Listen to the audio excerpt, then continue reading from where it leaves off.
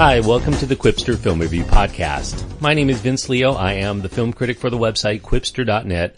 I've been doing film reviews since 1996, and you can read all of my written work at that site. Quipster.net is where to go. QWIPSTER.net.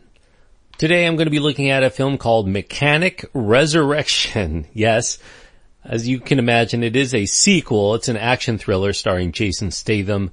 It's an R-rated film because of violence throughout and language. It runs an hour and 39 minutes, and it co-stars Jessica Alba, Sam Hazeldine, Tommy Lee Jones, and Michelle Yeoh. The director is Dennis Gansel, and the screenplay is by Philip Shelby and Tony Mosher. Those of you wondering, what is Mechanic Resurrection and what is this a sequel to, probably don't remember a 2011 film called The Mechanic. It was a remake of a Charles Bronson thriller from the early 1970s. It's a film that few outside of Statham devotees have seen. It only made $29 million at the box office. And very few people who didn't see it remember it even exists. It made only $62 million worldwide. And yet, here we have a sequel. For those who did not see the original or scarcely remember it, it's not a requirement to view it.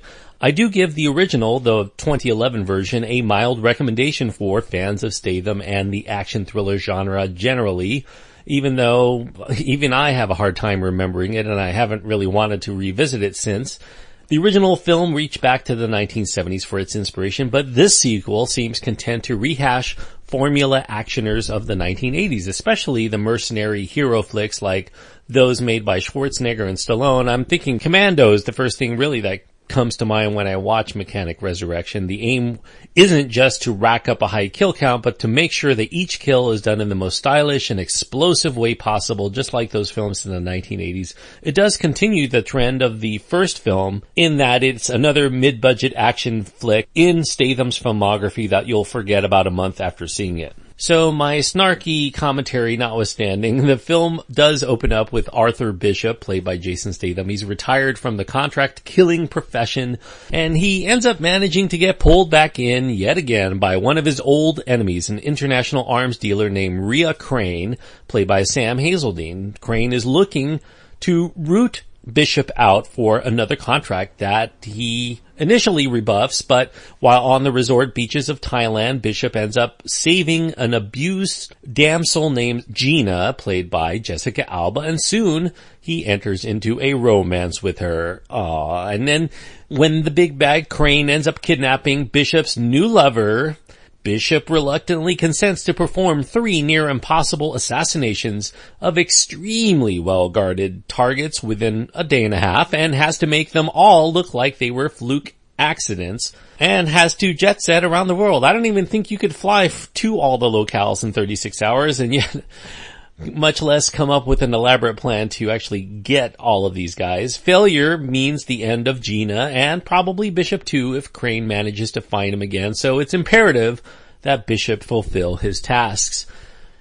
So, to temper the kills, and to keep Bishop as the hero in our eyes, the kills are not exactly good people. One of them is an incarcerated murderous warlord who's perpetuated many hideous war crimes against innocent people. Another one is a predator of children.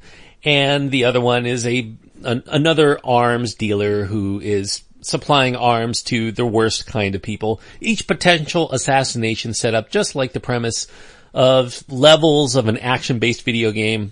Hitman comes to mind. Those were made into a couple of movies theatrically as well.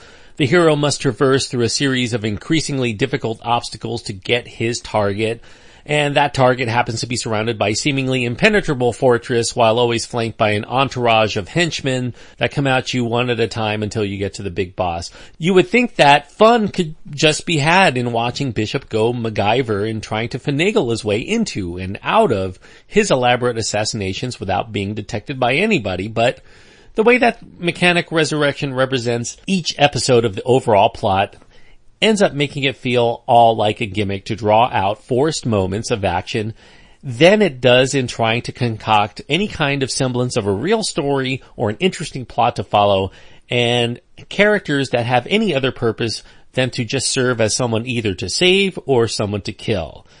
Sparks do not fly at all between the would-be lovebirds in this film. Jason Statham and Jessica Alba, they might as well be like trying to put together two poles of magnets with the same polarity together. Just almost impossible to make them touch. Their characters, if the film's to be believed, are so emotionally connected, they would kill or potentially get killed in order to save each other.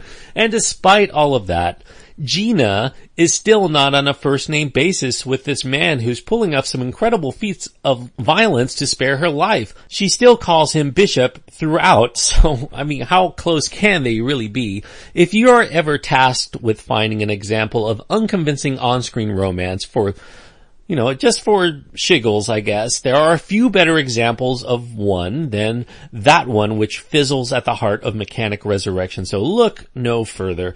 Not that it's the fault of these actors. Even the normally reliable Tommy Lee Jones, who plays Bishop's third mark in this film, he comes off as a hammy actor in the hands of director Dennis Gansel, who, for whatever reason, has given the veteran thespian an Ozzy Osbourne or Ringo Starr aging rocker makeover, complete with Lennon-rimmed glasses and a soul patch. He's supposed to look much younger and hipper than his 69 years. It looks just awful, and it's too bad because I like Tommy Lee Jones when he does usually appear on the screen. Luckily for Jones, it won't be that embarrassing. He's in the last half hour of the film, and that means that many people will never see him, because I think most people who catch this, if they rent it or watch it streaming on Netflix or on cable somewhere, will probably shut off this very pedestrian action thriller long before they see Tommy Lee Jones appear on the screen. So for Statham fans, I should say that he does deliver exactly what you expect from him. He has that stoic swagger. He commits himself to a lot of well-orchestrated martial arts tinged action sequences. You get what you pay for. He delivers. It's everything you expect otherwise. Nothing you haven't seen before. And that's why I ultimately cannot recommend Mechanic Resurrection. It is strictly formula stuff. Just another time waster for people who are looking for another Jason Statham film. Then this is the first theatrically released Jason Statham starring actioner in about 3 years. His other ones have basically been in limited release, you know, is essentially almost straight to VOD, with the exception of his small bit part in films like Spy and The Furious 7, which really aren't his vehicles, even though he does really well in both of those films. In the end, I have to say, the trailer, if you've seen the trailer, it unfortunately gives away, shockingly, all of the best parts of this film. They try to sell this movie, make you think it's more exciting than it really is. You get all of the kills in the trailer. You get the film's one really interesting major reveal. So given that the people who cut the trailer are willing to give you all the goods right there in the 2 minutes you watch it, why not save yourself 90 minutes of your life and watch that instead and pretend you've seen the whole thing? Unless you're a hardcore Jason Statham fan, Mechanic Resurrection is just too mechanical to have bothered bringing back to life. I'm giving Mechanic Resurrection 2 stars out of 4. And 2 stars on my scale means that it is lacking something vital that keeps it from being even a passable movie that is worth recommending to somebody who is not a complete Statham apologist. And what is really lacking is any kind of originality whatsoever that would separate this film from about a dozen other films in Statham's filmography. It's not necessarily the worst film that he's ever done, but it might actually be one of the most forgettable. 2 stars goes to Mechanic Resurrection. Thanks everyone for listening. I hope that despite having very little good to say about this film, that you enjoyed the review. I try to be as fair as I can, but this film really has a limited audience, and I don't think that it's going to be something worth going out of your way to see whatsoever. But if you happen to like the review and you want to hear more of my work, please click the subscribe button. If you've been listening for a while and you want to support the show, the 2 ways that I always mention are you can go to patreon.com/Quipster and leave a monetary donation, or if you don't want to spend the money, you can go to iTunes and leave a review. Either one of those is a great help to me, and I will thank you so much. I'll even do it on the show if you do. Also, don't forget you can write to me by going to quipster.net. You can even find the review of The Mechanic, the one from 2011, there on that site if you're interested. Quipster.net's where to go. QWIPSTER.net.